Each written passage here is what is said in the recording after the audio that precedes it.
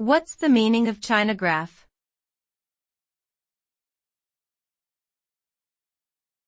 Chinagraph.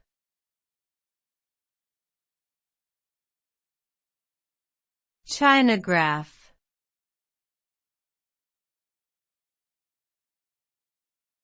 Chinagraph.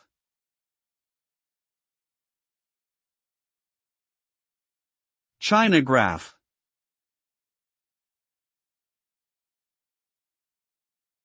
Chinagraph is a type of grease pencil that is typically used to make markings on non-porous surfaces such as glass or plastic.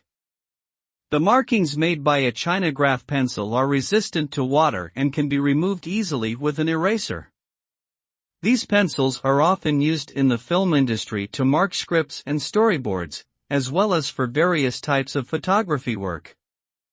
Chinagraph pencils are also popular among artists who work with different types of media and require a tool for marking on surfaces that can't be easily marked with traditional pencils or pens.